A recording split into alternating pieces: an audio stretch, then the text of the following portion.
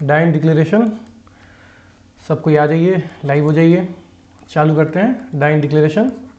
ये भी एक रेलिवेंट फैक्ट है जो कि हमारे सेक्शन 26 क्लॉज ई में आ गया है BSA के, ठीक है, और that was in section 32 clause 1 in Indian evidence act. देखिए दोनों में कोई अंतर हुआ नहीं है, तो जब जहाँ चेंजेस होते हैं हम लोग वहाँ पढ़ते हैं कि चेंज क्या है, पर डाइंग डिक्लेरेशन में एज सच कोई भी चेंज नहीं हुआ है, चाहे वो न्यू लॉ हो चाहे वो ओल्ड लॉ हो, दोनों सेम है, ठीक है। तुमको आज पढ़ना है डाइंग डिक्लेरेशन। अभी सेक्शन में जाने से पहले ओवरव्यू लेते हैं कि डाइंग डिक्लेरेशन भाई आखिर है क्या। देखिए इसका नाम है डाइंग, कोई इंसान मर रहा होगा, और डिक्लेरेशन कुछ वो डिक्लेयर कर रहा होगा, इसी वर्ड से आता है हमारा डाइंग डिक्लेरेशन, ठीक है। डाइंग डिक्लेरेशन जो है वो एक रेलिवेंट फैक्ट है, और डाइंग डिक्लेरेशन जो है ये सोल बेसिस ऑफ कन्विक्शन हो सकता है, इसीलिए ये इंपॉर्टेंट है। सोल बेसिस ऑफ कन्विक्शन ये हो सकता है, तो ये काफ़ी इंपॉर्टेंट है, इसको ध्यान से पढ़िएगा, क्योंकि अगर सोल बेसिस है कन्विक्शन का तो इसमें काफ़ी सेफ्टी या गाइडलाइंस होने पड़ेंगे, ठीक है। तो हम लोग guidelines, safety, best piece of evidence, सारी चीज़ें हम लोग आज पढ़ने वाले हैं, ठीक है। तो एक बार आप कंफर्म कर दीजिए आवाज़, वीडियो सब कुछ आ रहा हो। चलिए शुरू करते हैं डाइंग डिक्लेरेशन। तो देखिए डाइंग डिक्लेरेशन है क्या। अगर नॉर्मल इजी लैंग्वेज में देखा जाए तो डाइंग डिक्लेरेशन एक स्टेटमेंट है, एक स्टेटमेंट है। किसका स्टेटमेंट है सर?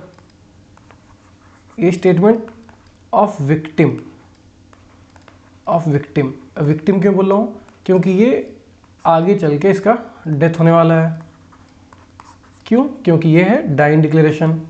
तो डाइंग डिक्लेरेशन कौन देगा? जिसका आगे चल के डेथ हुआ होगा, यानी कि जो व्यक्ति विक्टिम होगा और आगे चल के उसकी मृत्यु हुई होगी, तो ही हम उसके स्टेटमेंट को डाइंग डिक्लेरेशन में लाएंगे। अगर वो डेथ नहीं होता है तो कभी वो डाइंग डिक्लेरेशन नहीं हो सकता है। तो एक कॉन्सेप्ट आपको ध्यान रखना है कि देखिए सेक्शन 32 में जो चीज़ें हैं उसमें काफ़ी चीज़ें हैं कि डेथ हुआ हो, कोई मिसिंग हो, या और भी चीज़ें हैं, पर डाइंग डिक्लेरेशन जो सब क्लॉज ए है उसके लिए हमको चाहिए death.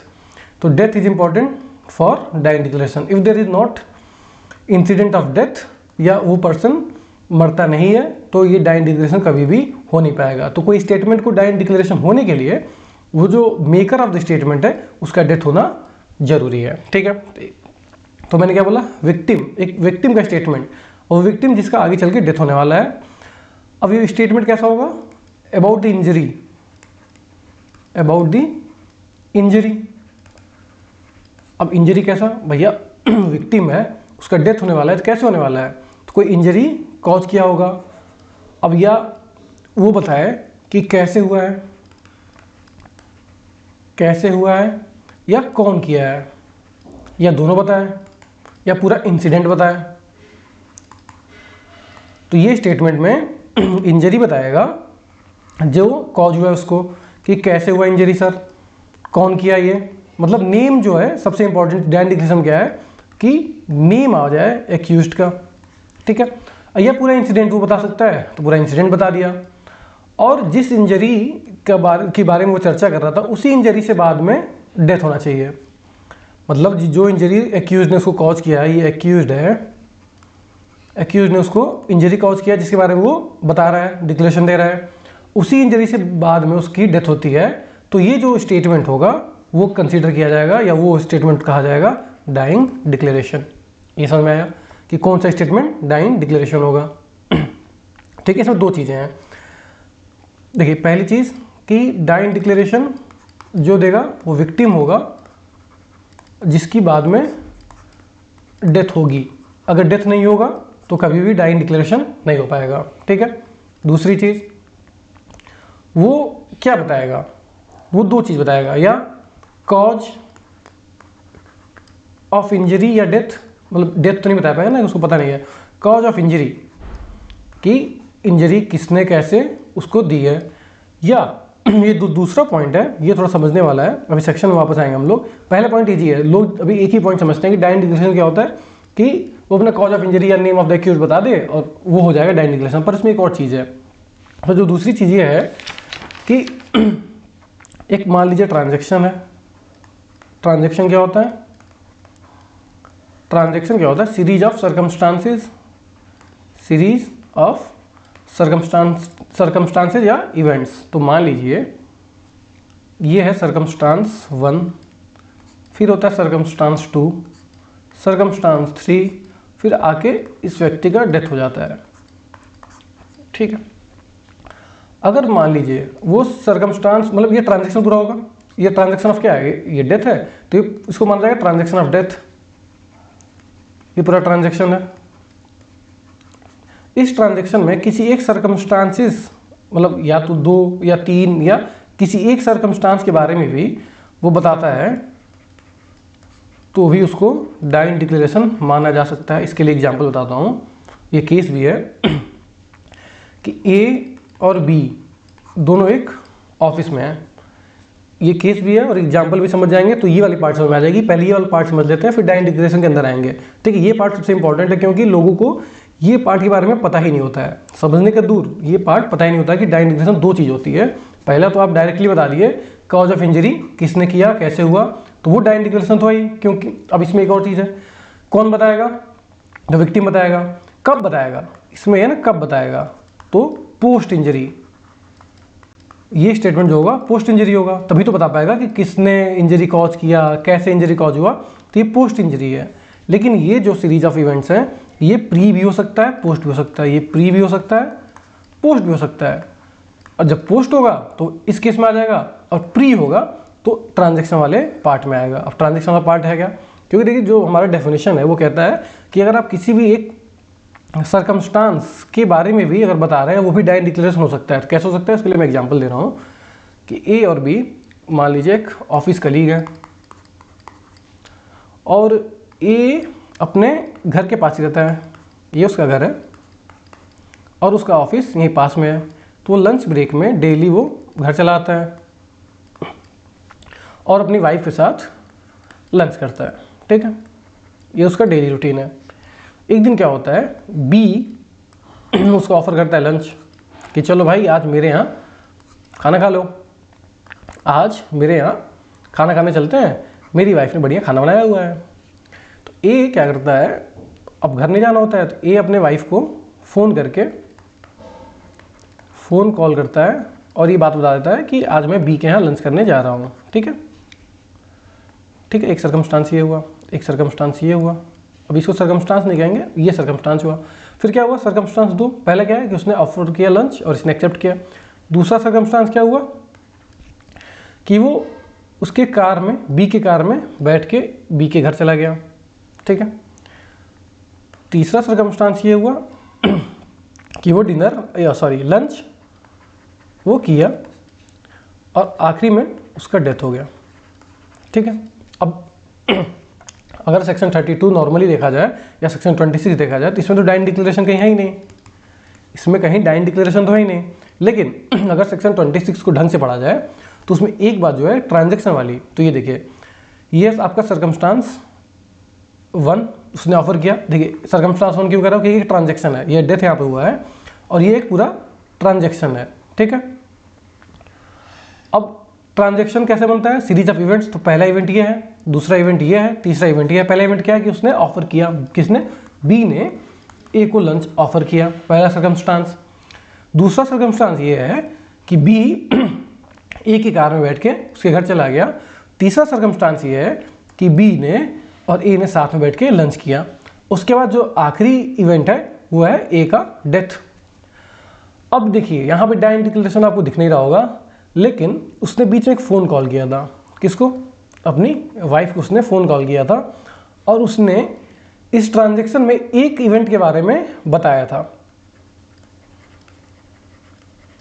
A told his wife about the incident, one of the incident या one of the event of the whole transaction. वो अगर यहाँ पे फ़ोन किया होता C2 पे तो हो सकता, C2 के बाद तो हो सकता है C1 और C2 दोनों बता देता, तो वो भी डाइंग डिक्लेरेशन होता। तो यहाँ पे जो उसने बताया है उसको as a dying declaration treat किया जा सकता है। अब आप सोचेंगे कि ये डाइंग डिक्लेरेशन है, हो सकता है बाद में कुछ और हुआ हो, और आप कैसे मानेंगे कि इसने डेथ किया है? तो देखिए रिलायबिलिटी, एडमिसिबिलिटी और उसकी कितनी महत्व होगी वो अलग बात है। ठीक है, अभी हमको समझना है कि डाइंग डिक्लेरेशन ऑन थियरी ये है, अब आप इस पर बहस कर सकते हैं कि सर ये तो मान लीजिए यहाँ पे उसने बता दिया और इसको डाइंग डिक्लेरेशन ट्रीट करेंगे एज डाइंग डिक्लेरेशन, तो उसमें दिक्कत हो सकती है कि उसको बी को पनिशमेंट मिल सकती है और हो सकता है आगे ऐसा बी ने कुछ किया ही ना हो। तो बिल्कुल सही बात है आपकी।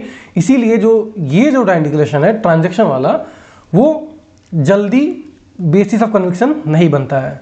इसके लिए प्रॉपर और सर्कमस्टांशियल एविडेंसेस चाहिए। आप प्रूफ पूरा करिए कि भैया डेथ जो हुआ था वो पॉइजन की वजह से हुआ होगा और लंच में पॉइजन था और बी ने पॉइजन खरीद के लाया था। ये सब सर्कमस्टांसेस जोड़िए, तब जाकर ये डाइंग डिक्लेरेशन सर्कमस्टांसेस से मिलकर एक बढ़िया एविडेंस बनेगा और वो मतलब वो फिर कन्विक्शन के लिए एलिजिबल हो जाएगा, या वो डाइंग डिक्लेरेशन उस सर्कमस्टांसेस से मिलकर या उस सर्कमस्टांशियल एविडेंसेस से मिलकर कन्विक्शन का कारण बन सकते हैं।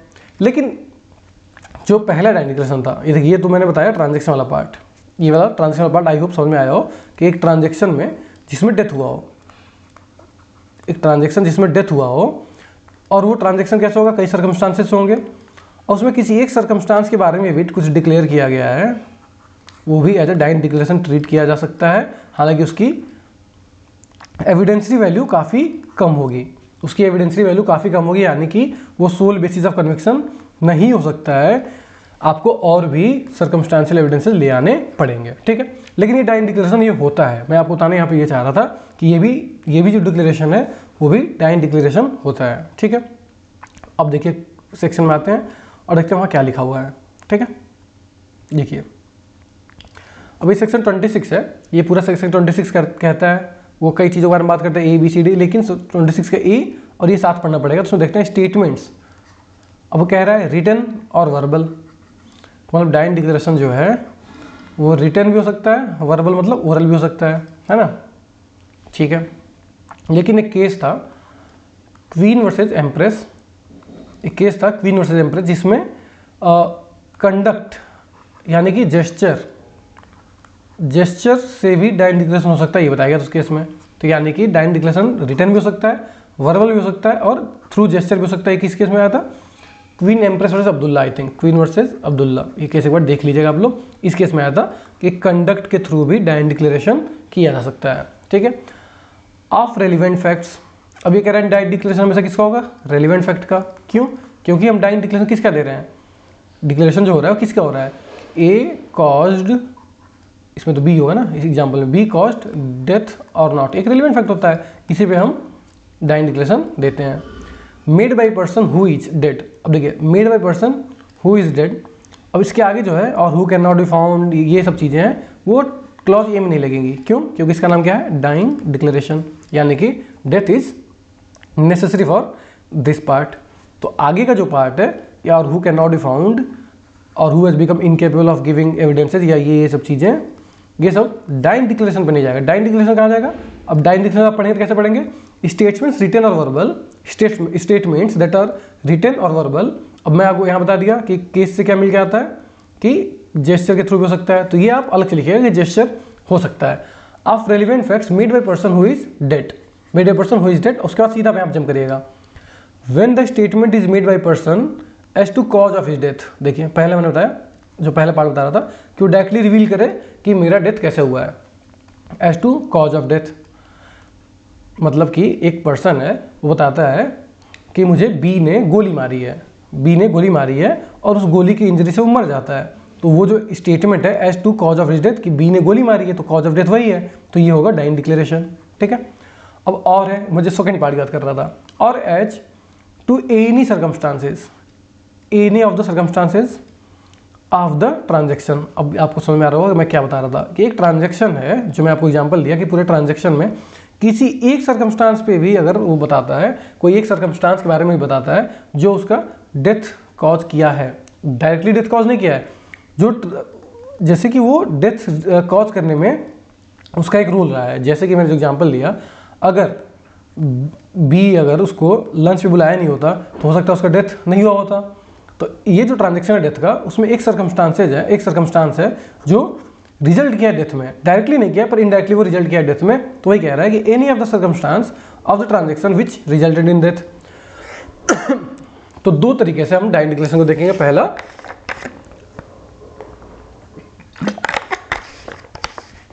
पहला मैंने क्या बताया कि डायरेक्टली रिवील कर रहा हो as to cause of death, accused का नाम और पूरा इंसिडेंट कुछ भी रिवील कर रहा हो डायरेक्टली, वो हो जाएगा डायरेक्ट डिक्लेरेशन।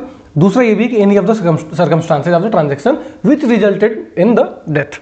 तो ये जो है पहला वाला, इसकी थोड़ी एविडेंसरी वैल्यू हाई होगी, ठीक है। इसमें थोड़ा एविडेंसरी वैल्यू हो सकता है कम हो, है ना, इसको सर्कमस्टांशियल एविडेंस भी चाहिए हो सकता है, लेकिन ये भी डायरेक्ट डिक्लेरेशन होता है।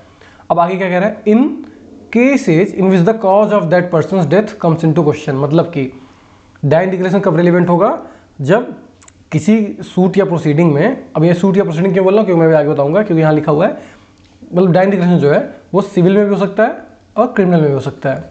तो कह रहा है कि अगर उस सूट या उस केस में क्वेश्चन क्या हो, कॉज ऑफ डेथ, क्वेश्चन हो cause of death of that person, अगर ये सवाल हो किसी केस में कि इसका डेथ कैसे हुआ है, तो अब डायरेक्ट डिक्लेरेशन तब जाके रेलिवेंट होगा, अदरवाइज डायरेक्ट डिक्लेरेशन रेलिवेंट नहीं होगा, ठीक है। तो डायरेक्ट डिक्लेरेशन कब रेलिवेंट होगा, जब ये सवाल हो कि उस पर्सन की मृत्यु कैसे, वो पर्सन कैसे मरा, ठीक है।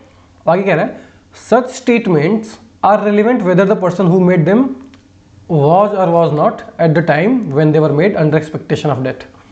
अब ये जो लाइन है वो इंपॉर्टेंट है, क्यों, क्योंकि यहाँ पे इंग्लिश लॉ और इंडियन लॉ डिफर करता है।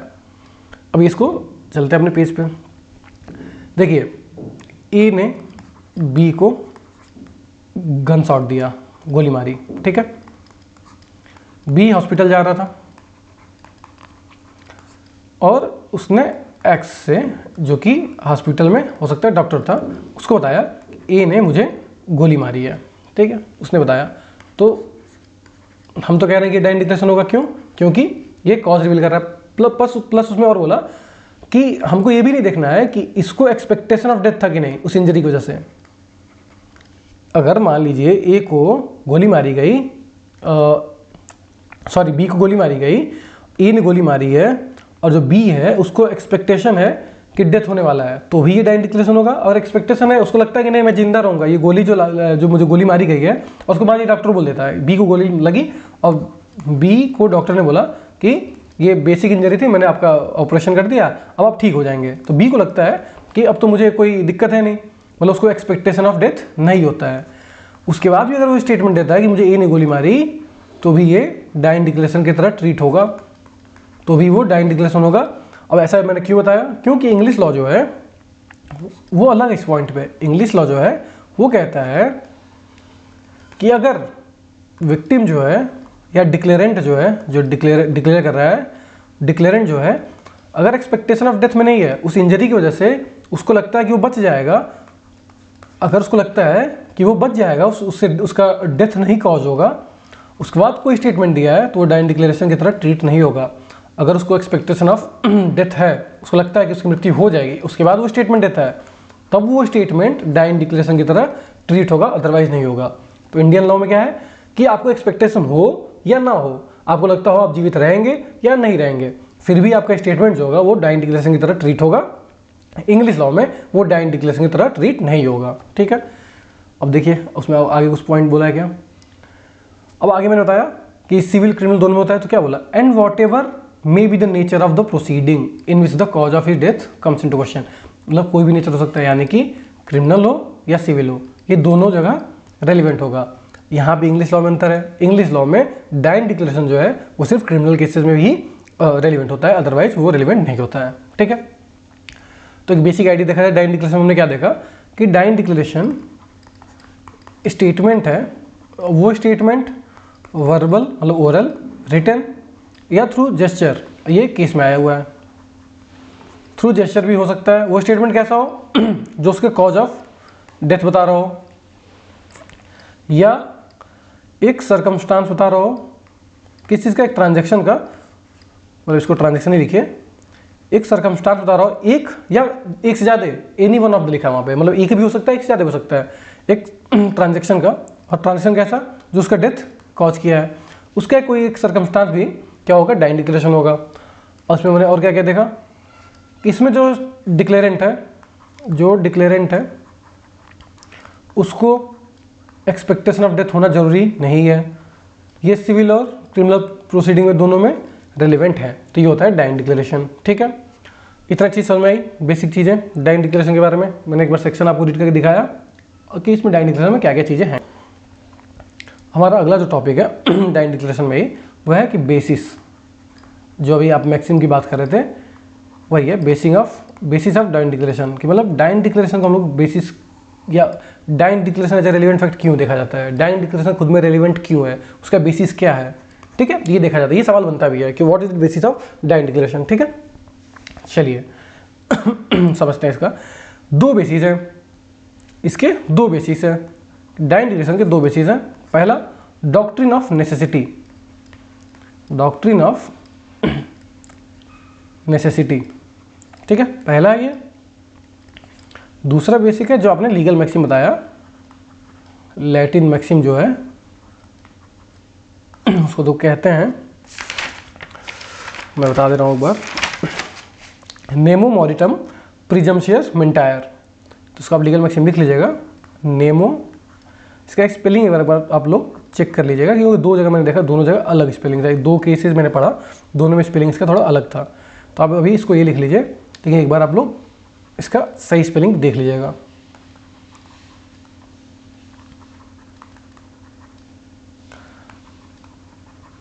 देखिए स्पेलिंग में क्या रखा है, अभी मतलब समझते हैं।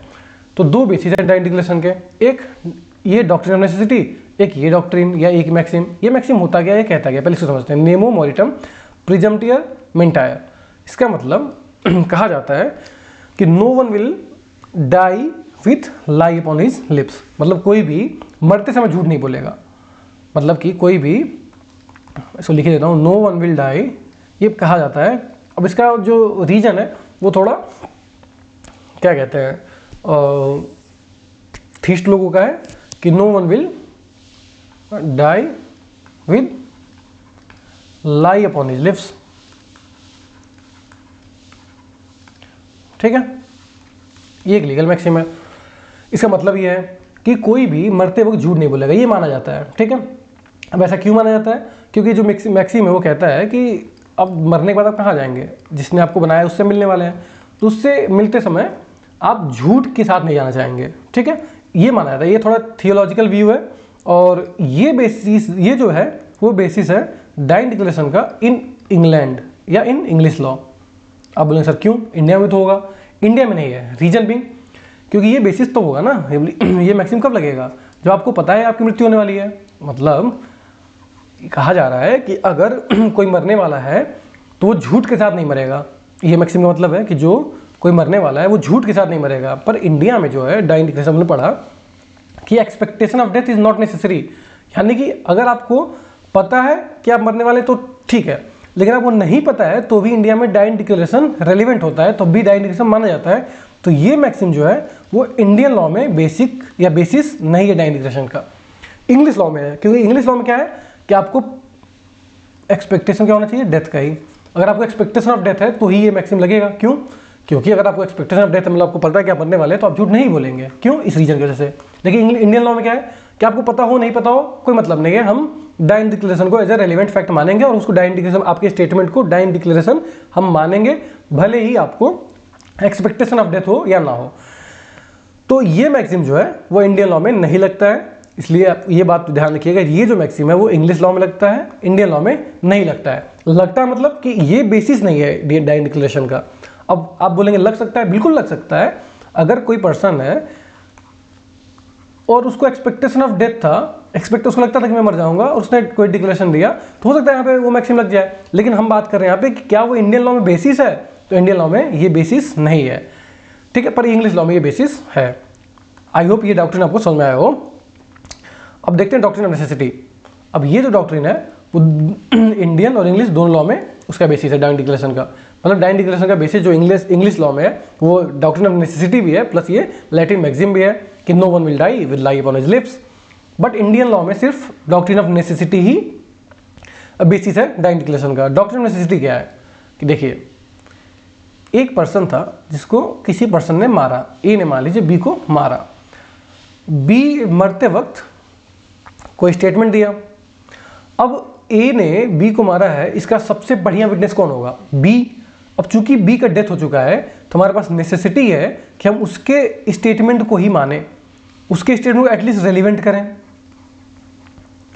मतलब कि अब ए ने किसी को मारा, ए ने बी को मारा मान लीजिए, और बी को मारा या इंजरी दी, मान लीजिए बी यहाँ मरा नहीं है, बी को इंजरी दी गई है, तो यहाँ पे इस जो इंसिडेंट का सबसे बेस्ट विटनेस कौन होगा? बी होगा। और इंडियन एविडेंस एक्ट में या किसी भी एविडेंस रूल में बेस्ट एविडेंस लेते हैं, तो सबसे हमारा बेस्ट क्या है कि बी को ले आते। पर चूंकि बी मर गया, बी का डेथ हो गया, तभी तो डायरेक्ट डिक्लेरेशन रिलेवेंट हो रहा है। चूंकि बी का डेथ हो गया, उसको हम लोग कोर्ट में बुला नहीं सकते, इसका एग्जामिनेशन हो नहीं सकता, तो इसने जो आखिरी स्टेटमेंट दिया था उसको हमको मानना पड़ेगा, क्योंकि हमारे पास वो पर्सन नहीं रहा।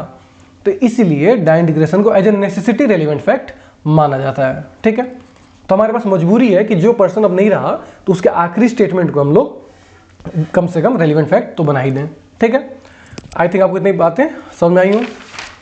कोई दिक्कत, कोई परेशानी? अब देखिए, डायरेक्ट डिक्लेरेशन जो है वो मैंने बताया कि वो ओरल और रिटन दोनों हो सकता है, तो बिल्कुल सही बात है। ये सेक्शन में भी लिखा है कि डायरेक्ट डिक्लेरेशन में भी गिवन ओरल और बाय राइटिंग।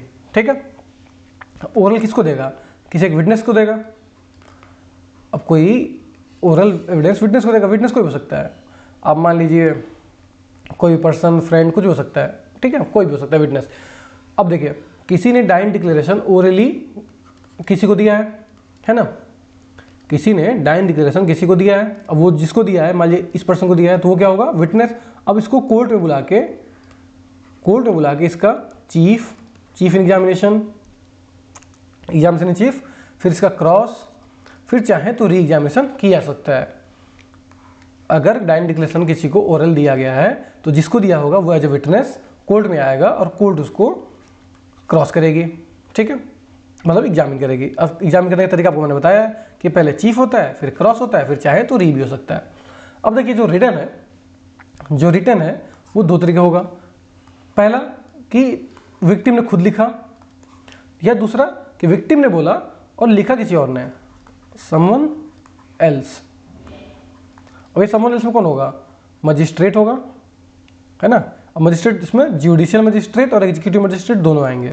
ठीक है, डॉक्टर हो सकता है, पुलिस अफसर हो सकता है, और फ्रेंड हो सकता है। ठीक है, ये हो सकता है इसमें।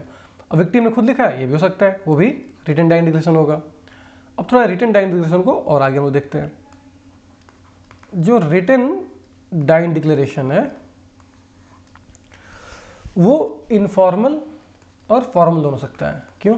मैंने बताया ना कि रिटन तो कोई भी कर सकता है। इनफॉर्मल वो होगा जब किसी और को दिया गया है, मतलब किसी और के सामने या किसी और ने लिखा है, एनीवन ने, मतलब जो बताया एनीवन ने। फॉर्मल कब होगा? जब मजिस्ट्रेट, इधर जुडिशियल मजिस्ट्रेट और एग्जीक्यूटिव मजिस्ट्रेट ने लिखा है या उसके सामने लिखा गया है, तो वो होगा फॉर्मल रिटन डायरेक्ट डिक्लेरेशन। और काफ़ी हद तक जो पुलिस अफसर लिखता है उसको भी हम लोग इधर ही रखते हैं, फॉर्मल्स में ही, उसको इनफॉर्मल में नहीं रखा जाता है। ठीक है, चलिए, तो इतनी बातें आपको मैंने समझाई हैं और अब आगे देखता हूँ आपको क्या क्या बताना है। डॉक्ट्रिन ऑफ नेसेसिटी मैंने आपको बता दिया, लैटिन मैक्सिम बता दिया। हम चलेंगे best piece of direct declaration as evidence. उसके पहले कुछ और देख लूँ। जी नहीं, चलिए अब आते हैं कि भाई हमने सब देख लिया डायरेक्ट डिक्लेरेशन, ये चीज़ें हैं, ये इतनी बातें डायरेक्ट डिक्लेरेशन बता रहा है, पर बेस्ट पीस ऑफ एविडेंस क्या होगा डायरेक्ट डिक्लेरेशन के लिए? मतलब कि डायरेक्ट डिक्लेरेशन बेस्ट या उसके सबसे ज़्यादा एविडेंस की वैल्यू कब होगी, ये हम लोग देखते हैं। कई पॉइंट्स हम लोग देखेंगे, लगभग 14-15 पॉइंट्स हमारे पास, तो 1 से लेकर 14-15 पॉइंट्स देखेंगे। और हम लोग ये भी देखेंगे कि अगर वो पॉइंट फुलफिल नहीं होता है तो उसकी एविडेंस वैल्यू के साथ क्या होगा। क्या वो डायरेक्ट डिक्लेरेशन को हम लोग रेलिवेंट ही नहीं मानेंगे, या रेलिवेंट मानेंगे, उसकी एविडेंस वैल्यू थोड़ी कम हो जाएगी, या क्या एक्सक्यूज हो सकता है, हम लोग देखेंगे। और ये जो मैंने पॉइंट बनाए हैं वो बहुत सारे केस लॉज और 2 बुक्स मैंने पढ़ी, उन दोनों बुक्स प्लस ये सारे केस लॉज को पढ़ के मैंने ये पूरा लिस्ट बनाया हुआ है। और इस लिस्ट को पढ़ने के बाद आपको कोई भी गाइडलाइन अलग से नहीं पढ़नी पड़ेगी। इस लिस्ट को पढ़ते हैं और एक गाइडलाइन मैंने बना कर रखा है, वो पढ़ते हैं। उसके बाद आपको डायरेक्ट डिक्लेरेशन में कोई भी चीज़ पढ़नी नहीं पड़ेगी। चलिए शुरू करते हैं कि best piece of direct declaration कब होगा। तो सिंपल सी बात है, मैंने बताया अभी कि रिटर्न हो। अब आपको शुरू से पता होगा कोई भी चीज़ रिटर्न हो, प्लस कहाँ पे, जुडिशियल मजिस्ट्रेट के सामने, एग्जीक्यूटिव मजिस्ट्रेट के सामने, यानी कि उसका साइन हो, यानी कि रिटन हो, फॉर्मल हो डाइंग डिक्लेरेशन, तो क्या होगा, ये बेस्ट एविडेंस वैल्यू इसकी मानी जाएगी। ठीक है, अगर रिटन नहीं हो तो इससे कोई फर्क पड़ेगा? फर्क एज अ डाइंग डिक्लेरेशन कुछ नहीं पड़ेगा, एविडेंसी वैल्यू हो सकता है थोड़ी लेस हो जाए। ठीक है, हो सकता है, जरूरी नहीं है कि लेस हो जाएगी ही। ठीक है, तो लेकिन मैं बोला कि हम लोग बेस्ट की बात कर रहे हैं कि बेस्ट डाइंग डिक्लेरेशन कब माना जाएगा, जब वो फॉर्मल रिटन डाइंग डिक्लेरेशन हो तो उसका माना जाएगा बेस्ट। और ओरल जो होता है डाइंग डिक्लेरेशन उससे थोड़ा स्लाइटली बेटर एविडेंस वैल्यू होता है रिटन का, आपको ये तो बेसिक आपको पता ही होगा। ठीक है, दूसरा जो पॉइंट है, ये गाइडलाइन भी है कि एक डॉक्टर को अगर, देखिए ये जरूरी नहीं है कि ये करे, पर हम बात कर रहे हैं बेस्ट डाइंग डिक्लेरेशन की, तो डॉक्टर फिटनेस सर्टिफिकेट इशू करेगा, डॉक्टर फिटनेस सर्टिफिकेट इशू करेगा, उसके बाद ही डाइंग डिक्लेरेशन ली जाएगी। और फिटनेस सर्टिफिकेट किस चीज़ का होगा, वो बताएगा कि जो हमारा विक्टिम है वो इन state of orientation and disposition है। यानी कि ओरिएंटेशन मतलब क्या होता है और डिस्पोजिशन मतलब क्या होता है, कोई डाउट होगा ये आपको, मैं बता देता हूँ। ओरिएंटेशन मतलब कि उससे जो सवाल पूछे जा रहे हैं, जो सवाल पूछे जा रहे हैं वो समझ सके, जो सवाल पूछे जा रहे हैं उसको वो समझ सके। और डिस्पोजिशन मतलब कि वो उसका आंसर दे सके। ठीक है, तो डॉक्टर बताएगा कि वो जो विक्टिम है हमारा वो फिट स्टेट में है ओरिएंटेशन और डिस्पोजिशन करने की या नहीं। अब ये डॉक्टर अगर फिटनेस सर्टिफिकेट देता है और अपना उस पर नीचे साइन करता है तो इसकी एविडेंस वैल्यू और हाई रहेगी। वरना हो सकता है अगर डॉक्टर नहीं है, देखिए डाइंग डिक्लेरेशन कब दिया जा रहा है कि किसी की मौत होने वाली है, तो डॉक्टर खोजता नहीं फिरेगा, वो मजिस्ट्रेट को खोजता नहीं फिरेगा। तो मैं बता रहा हूँ कि बेस्ट कब होगा, यह बेस्ट अगर हो गया, अगर हम लोग जो बात करें वो सारा हो गया, तो dying declaration sole basis of conviction हो सकता है। अभी केस में पढ़ेंगे कि जो डाइंग डिक्लेरेशन है वो सोल बेसिस ऑफ कन्विक्शन भी हो सकता है। इसलिए लोग बात करें कि जो बेस्ट डाइंग डिक्लेरेशन है उसी को हम लोग सोल बेसिस बनाया जाए।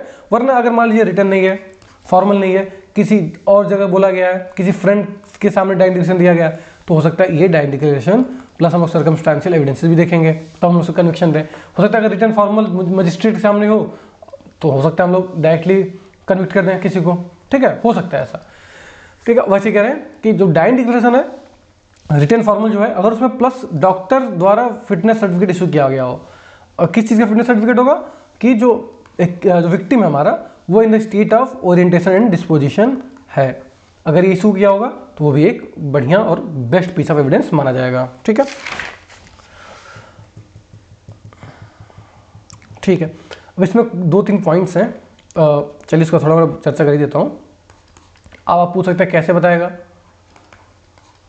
डॉक्टर ये फिटनेस सर्टिफिकेट कैसे इशू करेगा। तो देखिए डॉक्टर इशारे से, पूछ के, मतलब कैसे भी डॉक्टर उस पेशेंट से, देखिए डॉक्टर है वो एक ही काम में एक्सपर्ट है, अब वो आज से नहीं कब से एक्सपर्ट होगा, उससे प्रोफेशनल बंदा है, तो वो अपने तरीके से वो पूछ सकता है पेशेंट से या विक्टिम से, कान में जाके या इशारों से वो बता सकता है कि आप सुनने समझने लायक है कि नहीं, और ये सब ये एग्जामिन करने के बाद ही वो फिटनेस सर्टिफिकेट इशू करेगा। ठीक है, अगर ये फिटनेस सर्टिफिकेट इशू नहीं हुआ है या मान लीजिए फिटनेस सर्टिफिकेट इशू हो गया, वहाँ नीचे साइन नहीं है डॉक्टर का, तो कोर्ट में सवाल उठ सकता है कि सर आपने साइन क्यों नहीं किया है।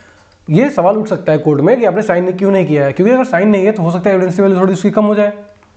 तो अगर ये एक्सप्लेन कर दिया डॉक्टर ने कि क्यों साइन नहीं किया, जैसे ही मैंने dying declaration fitness certificate issue किया, मैं जैसे कर रहा था तो उसकी डेथ हो गई, या किसी और पेशेंट आ गया या कोई इसका रिलेटिव आ गया तो मैं चला गया, इसलिए साइन नहीं कर पाया। अगर जस्टिफाइड रीजन है, अगर जस्टिफाइड रीजन है तो एविडेंस वैल्यू में कोई इफेक्ट नहीं पड़ेगा। ठीक है, 2 चीज़ हो गई। अब तीसरी चीज़ क्या है कि टाइम मिसमैच नहीं होना चाहिए। सर टाइम मिसमैच क्या होता है? तो टाइम मिसमैच ये होता है कि डाइंग डिक्लेरेशन बना है 6 बजे का, शाम के 6 बजे शाम को, और डेथ हुआ है 5 बजे, तो ये पॉसिबल नहीं है ना कि कोई इंसान मर जाए उसके 1 घंटे बाद वो डाइंग डिक्लेरेशन दे दे या कोई स्टेटमेंट दे दे, ये पॉसिबल नहीं है। ठीक है, तो ये पॉसिबल नहीं है कि कोई इंसान की मृत्यु हो जाए उसके 1 घंटे बाद वो जग के स्टेटमेंट दे दे। तो ये कह रहा है कि टाइम मिसमैच नहीं होना चाहिए, यानी कि एक्यूरेट टाइम अगर हो तो वो और भी बेहतर पीस ऑफ एविडेंस माना जाता है। यानी कि अगर मान ली लिखा हो कि 5:55 पे डाइंग डिक्लेरेशन रिकॉर्ड हुआ है, नीचे सबके साइन हो और ये भी हो कि 6:10 पे उसकी डेथ हुई है, तो ये पॉसिबल है कि हाँ ये हो सकता है। ठीक है, देखिए अगर ऐसा टाइम मिसमैच है कि डेथ का टाइम पहले है, डिक्लेरेशन का टाइम बाद में है, तो ये कोर्ट में सवाल किया जाएगा, कोर्ट पूछेगा कि सर ये कैसे पॉसिबल है। और अगर इसका जवाब नहीं मिला तो सिंपल सी बात है, एविडेंस वैल्यू कम होगा। क्यों कम होगा? क्योंकि हो सकता है उसके मरने के बाद आपने खुद कुछ लिख दिया हो, ये पॉसिबल है ना। लेकिन अगर डॉक्टर या वहाँ पे मजिस्ट्रेट या जो भी लोग थे वो जस्टिफाइड रीजन देते हैं, क्या रीजन दे सकते हैं जस्टिफाइड, कि जो हमारे सामने घड़ी पड़ी थी साहब उसमें ही 1 घंटा फास्ट घड़ी थी, तो हमने तो देखा उस घड़ी को, डिक्लेरेशन वाली घड़ी में जो कमरा जिसमें हम लोग डिक्लेरेशन लिया उस कमरे में वो घड़ी थी, उस कमरे की घड़ी हम लोग देखा टाइम और कर दिया साइन, पर वो घड़ी लेट है, उसका प्रूफ प्रमाण आज है, वो प्रूफ कर दिया, तो इसके एविडेंस वैल्यू पे भी ज़्यादा फर्क फिर नहीं पड़ेगा। अगर जस्टिफाइड रीजन आप देते हैं तो एविडेंस वैल्यू फर्क नहीं पड़ेगा। ठीक है, ठीक है, आगे देखिए क्या है, 3 चीज़ बताया किससे बेस्ट पीस होगा। चौथा कि अगर साइंड बाय विक्टिम है, मतलब जिसने डिक्लेरेशन दिया और उसका साइन है, तो डाइंग डिक्लेरेशन का जो एविडेंशियल वैल्यू है और हाई हो जाएगा। अब देखिए साइन होना, देखिए ये कोई हार्ड एंड फास्ट रूल नहीं है कि ये सब चीज़ें होनी चाहिए, पर ये है कि बेस्ट पीस कब बनेगा, अगर ये सब चीज़ें हैं तो होगा बेस्ट एविडेंस माना जाएगा इसको, और इस पर सोलली हम कन्विक्शन कर सकते हैं। अगर साइन है विक्टिम का तो बहुत बढ़िया बात है और अच्छी बात है, लेकिन हो सकता है कि विक्टिम साइन करने योग्य ना हो, तो उसका थंब इम्प्रेशन हो सकता है। ठीक है, ये सब चीज़ें हो सकती हैं। तो साइन बाय विक्टिम या थंब तो हो सकता है एट लास्ट, मतलब कि पूरा स्टेटमेंट रिकॉर्ड हो गया, उसके नीचे उसका अगर सिग्नेचर है, साइन है, थंब है तो बेहतर चीज़ है। अगर नहीं है तो इसका रीजन दीजिए सर कि साइन क्यों नहीं है। हो सकता है इलिटरेट हो या लिटरेट हो और अनेबल हो ड्यू टू इंजरी, ये हो सकता है। अगर ये केस है तो थंब दीजिए, और थंब क्यों नहीं दिया है इसका एक्सक्यूज क्या होगा, तो उसका एक्सक्यूज हो सकता है कि हो सकता है उसका राइट थंब में चोट लगी, इंजरी हो, तो थंब इंप्रेशन ना ले पाए। तो ऐसा अगर एक्सक्यूज हो जो कि प्रॉपर जस्टिफाइड हो, जस्टिफाइड एक्सक्यूज हो प्लस कोर्ट सेटिस्फाइड हो उस बात पे, और ये प्रूव हो जाए कि हाँ आप जो बोल रहे हो सही है, तो हो सकता है इसके एविडेंस वैल्यू पे ज़्यादा फर्क नहीं पड़ेगा। ठीक है, और क्या देखेंगे, एक और बात है 5वां, रिकॉर्डेड इन सेम लैंग्वेज। मान लीजिए विक्टिम जो है वो खुद नहीं लिख रहा है, ओरल दे रहा है, मतलब कि किसी को बोल रहा है कि आप लिख दो, मतलब किसी को बता रहा है कि मेरे साथ ये इंसिडेंट हुआ है, तो जिस लैंग्वेज में विक्टिम बोलेगा उसी लैंग्वेज में लिखना प्रीफर किया जाता है। क्यों? क्योंकि वो क्या बोल रहा है एग्जैक्ट अगर हम लोग करते हैं तो ठीक है, अगर ट्रांसलेशन करते हैं तो मे भी गलतियाँ हो सकती हैं, तो एग्जैक्ट लिखा जाए, जो बोल रहा है एग्जैक्ट लिखा जाए। अगर मान लीजिए कोई उसका लैंग्वेज समझने वाला नहीं हो तो क्या होगा, तो हम ट्रांसलेटर बुलवाएंगे, की सब व्यवस्था किया जाएगा। अगर नहीं है तो फिर हम वीडियो रिकॉर्ड करेंगे। तो देखिए ये जो है रिकॉर्डेड इन सेम लैंग्वेज वो होना चाहिए, प्लस इसके सामने वीडियो रिकॉर्डिंग भी होना चाहिए, कि जो बोल रहा है उसके सामने वीडियो रिकॉर्ड कर दीजिए, कि बाद में अगर इसके कंटेंट में कोई दिक्कत हो तो आपके पास वीडियो एज अ एविडेंस वहाँ पर रहेगा। ठीक है, तो रूल यही है कि सेम जिस लैंग्वेज में आपको एक्यूज्ड विक्टिम जिस लैंग्वेज में डाइंग डिक्लेरेशन दे रहा है उसी लैंग्वेज में आप इसको रिकॉर्ड करिए। ठीक है, चलिए, और एक सबसे अच्छा एविडेंस होता है कि जो डाइंग डिक्लेरेशन जो रिकॉर्ड हो रहा है वो क्वेश्चन एंड आंसर के फॉर्म में हो, मतलब कि उससे मजिस्ट्रेट पूछे कि किस आपका नाम क्या है, तो उसने बताया कि मेरा नाम ये है, तो पूछे आप कहाँ के रहने वाले, आप यहाँ रहने वाले, आपको किसने मारा, तो उसने बताया नाम, क्या इंसिडेंट हुआ, तो ये होता है। अगर क्वेश्चन एंड आंसर फॉर्म में है तो वो सबसे बेस्ट माना जाता है। क्यों? क्योंकि क्वेश्चन आंसर में आदमी कोई स्टोरी मेडअप करना बहुत मुश्किल है, और उस केस में जब वो डेथ बेड पे हो तो स्टोरी बनाना बहुत मुश्किल है, और इस पर रिलायबिलिटी और ज़्यादा हो जाती है। तो ये बेस्ट होगा। ऐसा जरूरी नहीं है अगर क्वेश्चन आंसर फॉर्म में नहीं है तो वो उसको डाइंग डिक्लेरेशन रिलेवेंट नहीं होगा, स्टोरी फॉर्म में भी हो सकता है, बिल्कुल हो सकता है, स्टोरी फॉर्म में भी हो सकता है, पर क्वेश्चन आंसर फॉर्म जो होगा वो बेस्ट पीस ऑफ एविडेंस माना जाएगा। ठीक है, अगले बात क्या है, एक सिंपल सी बात है, 7वीं बात, कि विक्टिम को कोई ट्यूटर नहीं करेगा, यानी कि कोई पढ़ाएगा नहीं कि ये बोल दो, ये बोल दो, ये बोल दो, या उसको ये टाइम भी नहीं मिलना चाहिए बीच का। मतलब यहाँ पे मान लीजिए किसी के साथ इंजरी या कोई पर्सन यहाँ पे इंजरी किसी को कॉज किया, फिर यहाँ पे वो किसी फैमिली मेम्बर से मिला, फिर अपने फ्रेंड से मिला, फिर एक ग्रुप से मिला, उसके बाद जाके यहाँ डाइंग डिक्लेरेशन दे रहा है, तो ये जो बीच में है तो उसको मान सकते हैं हम लोग कि यहाँ पे ट्यूटरिंग हुई होगी। क्यों? क्योंकि इनके कोई मान लीजिए कोई कॉमन फ्रेंड हो, कॉमन एनिमी हो, तो बोल दे उसको भी नाम लिख दो, डायरेक्ट डिक्लेरेशन जाकर उसका नाम लिख देना, उसका नाम लिख देना। तो वो ये जब जितने बीच में लोग आएंगे ऐड होंगे और उनको डायरेक्ट डिक्लेरेशन अगर मान लीजिए नहीं दिया गया है, उनको डायरेक्ट डिक्लेरेशन नहीं दिया गया और डायरेक्टली यहाँ डायरेक्ट डिक्लेरेशन दिया गया है, तो बीच में ये जो है उनको मान सकते हैं कि इन्होंने ट्यूटर किया होगा, माना जा सकता है, प्रिजम्पशन कोर्ट ले सकती है। लेकिन अगर आप ये प्रूव कर देते कि नहीं बीच में कोई ट्यूटरिंग नहीं हुई है तो भी अच्छा पीस ऑफ एविडेंस माना जाएगा, लेकिन ये मौका देना नहीं है। यानी कि जो डायरेक्ट डिक्लेरेशन है वो as soon as possible record कर देना है। ठीक है, चलिए अगला बात क्या है कि जो मैंने बताया कि डायरेक्ट डिक्लेरेशन जो है वो जेस्चर के थ्रू भी हो सकता है। वो किस केस में बोला गया था, वो केस मैंने यहाँ लिखा नहीं है, पर मुझे जो याद आ रहा है क्वीन वर्सेस अब्दुल्ला ही केस था। इसमें मैंने आपको शायद पढ़ाया भी ये केस, जिस केस में बोला गया था कि डायरेक्ट डिक्लेरेशन जो है वो जेस्चर के थ्रू भी हो सकता है। ठीक है, कोई डाउट? चलिए, नौवीं बात, ये बात समझ में है कि जेस्चर के थ्रू भी हो सकता है। मतलब सेक्शन जो कहता है वो रिटन या ओरल कहता है, लेकिन हम लोग किसी सेक्शन को पढ़ते हैं उसके केसेस के साथ, तो केस कहता है कि जेस्चर के साथ भी डायरेक्ट डिक्लेरेशन करना पॉसिबल है, जेस्चर के साथ भी हो सकता है ऐसी एविडेंशियल वैल्यू थोड़ी कम हो, लेकिन वो as a direct declaration treat किया जाएगा। ठीक है, चलिए अब आते हैं हम लोग बात पे कि मल्टीपल डायरेक्ट डिक्लेरेशन है तो क्या होगा। आप बोले सर मल्टीपल डायरेक्ट डिक्लेरेशन क्या हुआ? जैसे ए ने बी को यहाँ गन शॉट से गोली मारा, मतलब गन से गोली मारा, गन शॉट दिया। ठीक है, बी फिर सी से मिलता है, सी कौन है? उसका दोस्त है, सी उसका फ्रेंड है, और फ्रेंड के सामने वो बताता है भाई ए ने मुझे गोली मारी। फिर फ्रेंड इसका एम्बुलेंस फ़ोन करता है, एम्बुलेंस में जो डॉक्टर आता है उसके सामने उसने डायरेक्ट डिक्लेरेशन दिया और ए का नाम दिया। फिर उसने फाइनली मजिस्ट्रेट अगर सब आ गए उसके सामने भी डायरेक्ट डिक्लेरेशन दिया और वहाँ भी ए का नाम दिया। तो देखिए यहाँ पे डायरेक्ट डिक्लेरेशन ये 1 है, ये डायरेक्ट डिक्लेरेशन 2 है और ये डायरेक्ट डिक्लेरेशन 3 है। तो आप इसमें सवाल बनेगा किसको डायरेक्ट डिक्लेरेशन माना जाएगा। देखिए इसमें कोर्ट का ओपिनियन नहीं होता है, किसी केस में बोला गया था, वो केस मैंने लिखा भी है, मैं आपको बताऊँगा अभी, कि हम किसी एक को एक दूसरे के प्रति नहीं देखेंगे, हम सबको इंडिपेंडेंट देखेंगे। इसको इंडिपेंडेंट देखेंगे, इसको एज ए इंडिपेंडेंट सोर्स देखेंगे, इसको भी, मतलब सारे डायरेक्ट डिक्लेरेशन को हम लोग एज ए इंडिविजुअल ट्रीट करेंगे, ना कि तीनों को मिला के देखेंगे। ठीक है, पहली बात ये करना है। अब देखिए सारे डायरेक्ट डिक्लेरेशन में अगर कंटेंट सेम है, मतलब कि तीनों में एक्यूज्ड का नाम, इंसिडेंट लगभग सेम है, तो इसकी जो एविडेंस वैल्यू होती है वो सबसे हाई होती है। सबसे हाई एविडेंस वैल्यू किसको होती है डायरेक्ट डिक्लेरेशन में भी, कि मल्टीपल डायरेक्ट डिक्लेरेशंस हैं और सबके कंटेंट यानी कि सब डायरेक्ट डिक्लेरेशन आपस में कोरबोरेट होते हैं, सब डायरेक्ट डिक्लेरेशन आपस में कोरबोरेट होते हैं, तो इसकी एविडेंस वैल्यू हाईएस्ट होती है। यानी कि इसके सोल बेसिस पे कन्विक्शन करना ज़्यादा आसान होता है।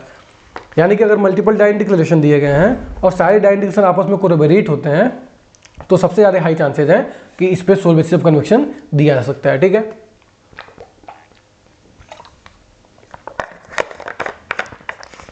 ठीक है, चलिए ये तो हो गया बेस्ट केस कि तीनों में सेम है।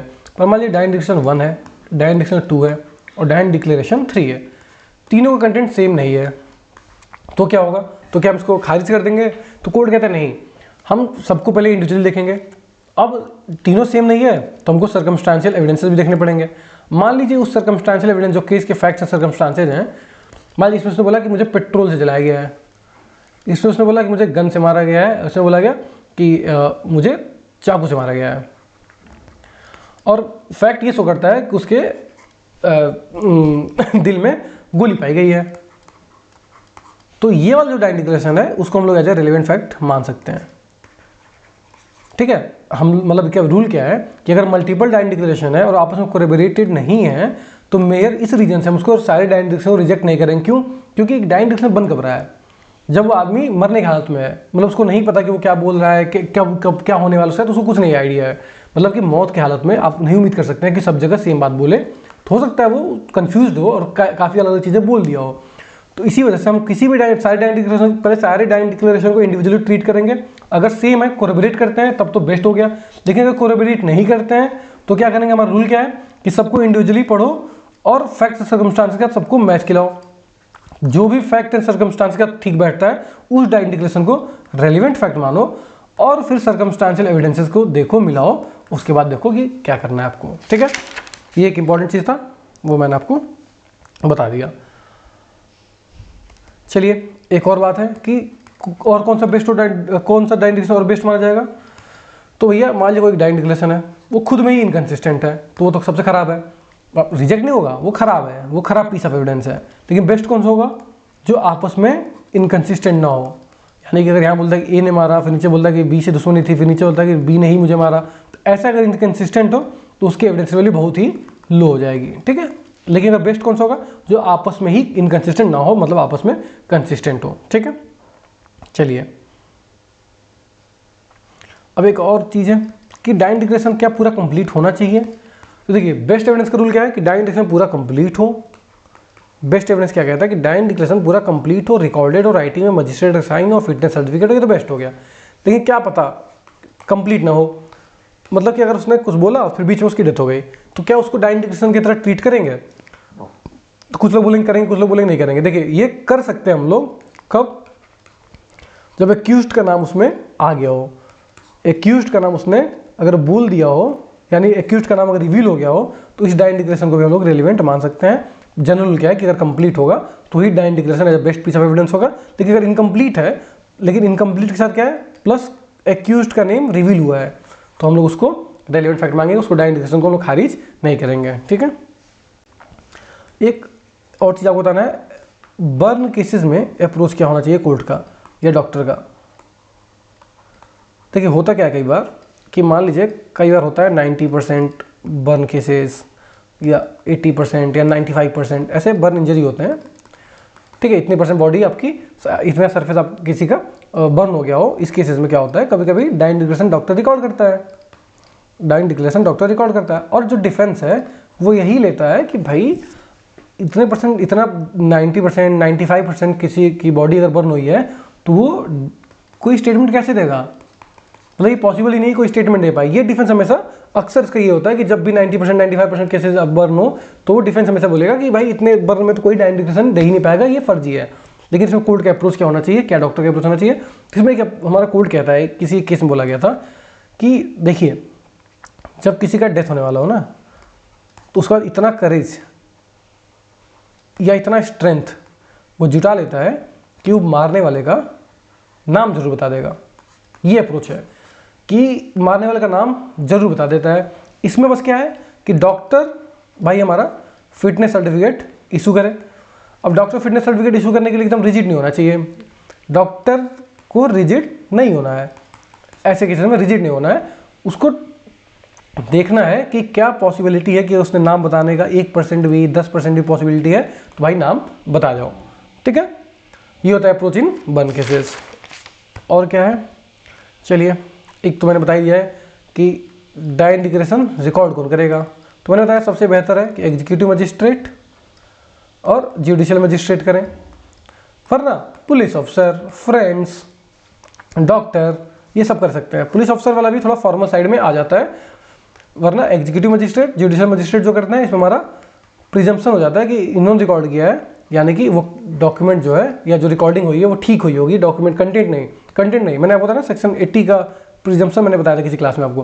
अगर इन्होंने रिकॉर्ड किया है तो ये माना जाता है कि वो रिकॉर्डिंग जो हुई है वो सही तरीके से हुई है, इसमें कोई भी फर्जीवाड़ा काम नहीं हुआ है। अगर इन्होंने रिकॉर्ड किया तो इसमें वो प्रिजम्पशन नहीं होता है, मतलब आपको प्रूव करना पड़ेगा कि आपने ठीक काम किया, आपने ठीक से रिकॉर्ड किया है। ठीक है, और कोई इसमें दिक्कत वाली बात नहीं है।